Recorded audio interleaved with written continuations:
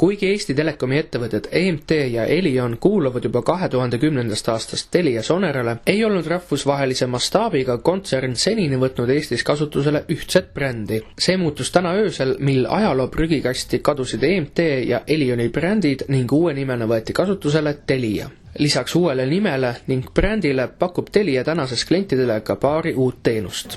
Tänasest alates pakub Telia kõikidele Eesti inimestele ja igasse Eesti koju televisiooni ja kiire koduinterneti teenust ja see teenus ei sõltunud enam sellest, kas teie koduni, teie suvilani või maamajani ulatub ka füüsiline internetikaabel või mitte. Meie tahame täna hakata pakkuma tehnoloogiast sõltumatut internetiteenust igasse Eesti koju. Andmemahu piiranguta 4G internetti pakub Telia klientidele kahes valikus, 16 ning 21 euroste pakettidena.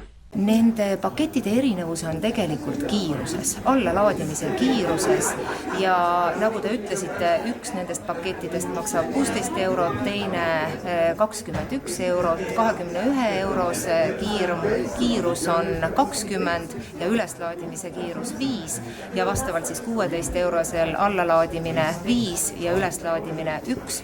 Aga nagu ma kordasin, et nad on aadressiga seotud pakkumised, millel ei ole nagu interneti mahu piirangut. Telia erakliendi ja turundusüksuse direktori sõnul on kodune 4G suunatud neile klientidele, kel ei ole hetkel võimalik Telia teenuseid kodus kasutada. Me tahaks seda teenust siiski pakkuda sinna, kuhu kaabel täna veel ei ulatu.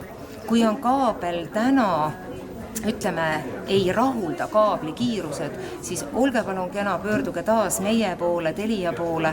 Me vaatame, mida me teha saame, et me sellise ka kaabliühenduse kiiremaks saaksime. Lisaks kodusele 4G internetile tõi Telia turule ka ilma rändlustasuta mobiilse interneti. Täna olles mobiilse elu klient, tarbides Eestis internetiteenust ja kõnesideteenust, enam ei lisandu 7 riigis, Põhjamaades ja Baltikumis eraldi tasu siis, kui te lähete välismaale. Piret Mürk-Dubo kinnitusel on mainitud teenuse klientideks võimalik hakata ka välismaalastel.